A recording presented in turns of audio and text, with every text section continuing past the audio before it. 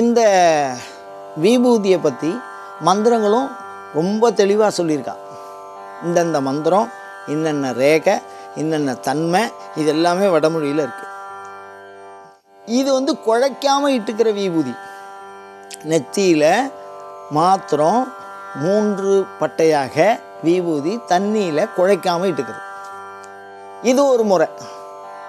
அதுக்கப்புறம் பார்த்திங்கன்னா தண்ணியில் குழைச்சி உடம்பு முழுக்க 16 இடங்கள் சொல்லியிருக்கா. அதை தான் அவர் கேட்டிருக்காரு. அது என்னன்னு கேட்டிங்கன்னா, இந்த வலது கையில் 3, இடது கையில் 3, மணிக்கட்டு, தோல், இந்த நடுப்பகுதி, இதை மாதிரி வலது இடது, அதே மாதிரி மார்பு, திருப்பி தொப்புள், அதுக்கப்புறம் கழுத்துக்கிட்ட இப்படி இட்டுக்கிறது, அது 3. கழுத்துக்கிட்ட இட்டுக்கிறதுங்கிறது ஒரு முறை 3. அதுக்கப்புறம் பார்த்திங்கன்னா பின்பக்கம் 4, இந்த தோல் பின்பக்கம், இந்த விழா பின்பக்கம் 4. அதுக்கப்புறம் முழங்கால் 2, நெத்தியில் 1. இதெல்லாம் சேர்த்தோம்னா இது ஒரு 3, இது ஒரு 3, தொப்புள், ஹிருதயம், கழுத்து 9 ஆச்சு. நெத்தியில் 1 10, பின்னாடி ஒரு 4. இந்த கால் முழங்கால் இருக்குது பாருங்கள், இதில் 3 குழைச்சி இட்டுக்கணும்னு சொல்கிறா. விபூதியை எடுத்து தண்ணியில் குழைச்சி 3 இட்டுக்கிறது. இப்போ இதில் பார்த்திங்கன்னா இது ஒவ்வொன்றுத்துக்கும் தனியாக முறை இருக்குது. இப்போ விபூதியை கையில் வாங்குகிறோம்னு வச்சுக்கோங்க. இந்த விபூதியை 3 விதமாக பிரிக்கிறா. முதல்ல விபூதி எப்படி தயார் பண்ணுறது அப்படின்னு ஒரு முறை இருக்குது.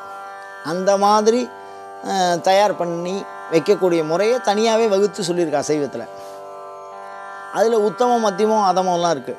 ஒரு பசுமாடை சாணி போட்டு இருக்கும்போதே அதை கையில் பூமியில் படுறதுக்கு முன்னாடி அந்த சாணி கையால் ஏந்தப்பட்டு அதை உருட்டி அதை காய வச்சு அது கூட இந்த கருக்கான்னு சொல்லுவாள், அந்த விஷயத்தை ஒன்றா சேர்த்து அதை காய வச்சு அதுக்கப்புறம் முக்கியமான நாட்களில், அதாவது சிவராத்திரி பொழுதில் கோயில்களில் அதை வச்சு ஒரு குறிப்பிட்ட மந்திரங்களை சொல்லி அதை எரித்து அதை நல்ல ஒரு சன்னமான துணியில் போட்டு சலித்து அதை இன்னும் பாத்திரத்தில் வைக்கணும்னு வேறு சொல்லியிருக்கா விதி. சந்திராகாரமாக இருக்கணும் அந்த பாத்திரம். கோயில்களெல்லாம் விபூதி மடல் பார்த்திங்கன்னா சந்திர மாதிரி இருக்கும், ஒரு 2ஆம் பிறை மாதிரி இருக்கும். அந்த சந்திராகாரமான மடலில் அதை வைக்கணும் அப்படின்னு அந்த ஆகாரம் சொல்லியிருக்கா. அதே மாதிரி அது மரத்தினால் செய்யப்பட்டதாக இருக்கணும், அப்படி இல்லைன்னா மண்பாண்டத்தில் செய்யப்பட்டதாக இருக்கலாம், அப்புறம் பஞ்சலோகத்தில் இருக்கலாம் அப்படின்னு சொல்லியிருக்கா. அப்போ அந்த பாத்திரம் வரைக்கும் அதில் இருக்குது. இந்த மாதிரி தான் அந்த விபூதியை சேமித்து வைக்கணும் அப்படின்னு. எல்லா நாளையும் விபூதி வைக்கக்கூடாது. சிவன் ராத்திரிக்கு ரொம்ப விசேஷமாக சொல்லியிருக்கா. அதை வச்சுன்னு வருஷம் முழுக்க இட்டுக்கணும்னு சொல்லியிருக்கு. இதுலேயே சாமானிய சைவர்கள்னு ஒரு சமயம் இருக்குது.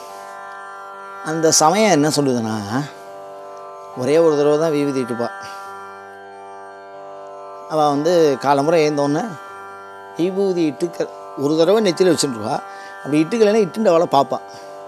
அதுதான் அவளுக்கு சாமியே. அந்த ஒரு விபூதியை பற்றி ரொம்ப விளக்கமாக சொல்லியிருக்கா. அவளுக்கெல்லாம் சாமானிய சைவர்கள்னு பேர். இவன் என்ன பண்ணுவான்னா, அடியவர்களுக்கு உதவுவார்கள். இந்த சமயத்தினுடைய நோக்கமே, சாமானிய சைவர்களுடைய நோக்கமே என்னென்னா, கோயிலில் சாமி கும்பிட்றவாளுக்கு உதவியாக இருப்பாள். இப்போ சாமி தூக்குறான்னா சாமி தோளில் தூக்குவா. இப்போ கோயிலில் பெருக்கிறது, முழுகிறது, அந்த மாதிரி விஷயங்கள், அந்த கோயிலில் புஷ்பம் எடுத்து கொண்டு வைக்கிறது, யாகத்துக்கு வேண்டிய சமித்தெல்லாம் வெட்டி வைக்கிறது, அந்த மாதிரி உதவுகிறவர்கள் விபூதியை ஒரு தடவை தான் இட்டுப்பா. நெத்தியில் மாத்திரம் இட்டுப்பா, 3 பட்டையாக இட்டுப்பா. இப்போ அதுக்கு உண்டான மந்திரத்தை நான் சாதாரணமாக உங்களுக்கு சொல்கிறேன். அதை நீங்கள் உபதேசமாக எடுத்துக்க வேண்டாம். நீங்கள் ஒரு விபூதியை பற்றி ஒரு தகவலாக எடுத்துக்கணும். அதுக்கு ரிஷி சந்தஸ்லாம் வேறு இருக்குது. அஸ்ய ஸ்ரீ காலாக்னி ருத்ரோபனிஷத மகாமந்திரஸ்யோ அப்படின்னு. காலாக்னி ருத்ரோ தான் அனுஷ்டுச்சந்தா காலாக்னிருத்ரோ தேவதா காலாக்னிருத்ர பிரீத்தியர்த்தே பஸ்மத் திரிபுண்டதாரணே விநியோகா. இந்த மந்திரம் சொல்கிறவன், அக்னிரிதி பஸ்ம வாயுரிதி பஸ்ம ஜல இதி பஸ்ம ஸ்தல இதி பஸ்ம வியோம இதி பஸ்ம அப்படின்னு. இந்த மந்திரத்தோட பொருள் என்னென்னா, எல்லாமே பஸ்மம். பிருத்திவி, அப்பு, தேயு, வாயு, ஆகாசம், பஞ்சபூதமே பஸ்மம். அதே மாதிரி 5 முகங்களை சொல்லியிருக்கார். சத்யோஜாத்தம் பிரபத்யாமி சத்யோஜாதாய வை நமஹ பவே பவேநாதி பவே பவஸ்வமாம் பவோத்பவாய நமஹ அப்படின்னு தலைகீழ சொல்லிட்டு போகணும். முதல்ல ஈசான மந்திரத்துலேருந்து வரும். ஆனால் இந்த விபூதியை தலைகீழாக இந்த மாதிரி மந்திரங்கள் சொல்கிறா. 5 முகத்தை குறிக்கக்கூடிய மந்திரங்கள். அதோடு மாத்திரம் இல்லாமல் திரையம்பகம் யஜாமகே சுகந்திம் புஷ்டிவர்த்தனம் உர்வாருகம் இவ பந்தனான் மிருத்யோர்முக்ஷி யமாமிருதாத் இந்த மந்திரம் சொல்லியிருக்கா. அப்புறம் அதை விட த்ரீசக்தி, அது மூணாக இருக்கிறதுக்கு சொல்கிறா பாருங்க. த்ரீசக்தி சமித கிருதாக, த்ரீசக்தி சமிது கிருதா, இது யஜ்ஞத்துக்கு சமானம்னு சொல்கிறா இந்த விபூதியை பற்றி மாத்திரமே. அதில் முதல் ரேகையை பற்றி சொல்கிறா பாருங்க. யாஸ்ய பிரதமா ரேகா, மேலே இருக்கிற ரேகை. கார்கபத்யாச்ச அகாரஹா, அந்தணர்கள் வீடுகளிலே வளர்க்கப்படுகிற கார்கபத்தியம் என்று சொல்லக்கூடிய அக்னிக்கு ஒப்பானது. அகாரஹா, பிரணவத்தில் அகாரம் உகாரம் மகாரம். பிரணவம்னா ஓங்காரம்னு அர்த்தம். அந்த ஓங்காரம் இறைவனாக கருதப்படுவது. அதில் ஒன்றுத்துக்கு பிரம்மாவும், ஒன்றுத்துக்கு விஷ்ணுவும், ஒன்றுக்கு ருத்ரனும் அதிதேவதை. இந்த மாதிரி பிரணவத்தை பற்றி நிறைய ரகசியங்கள் இருக்குது. இது உபதேச கிரமம்.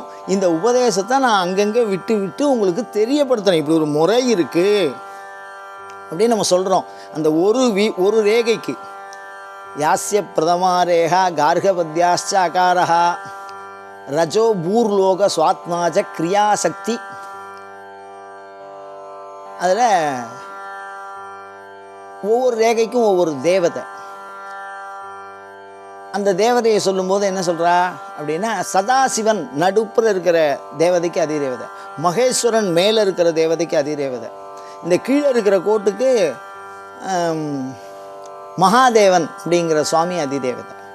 அப்போ சதாசிவன், மகாதேவன், மகேஸ்வரன் மூணு பேருமே இந்த ரேகையில் இருக்கா.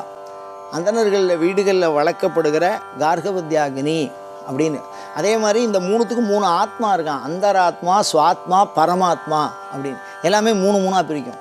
3 சக்தியை சொல்கிறா. இச்சாசக்தி, ஞான சக்தி, கிரியாசக்தி.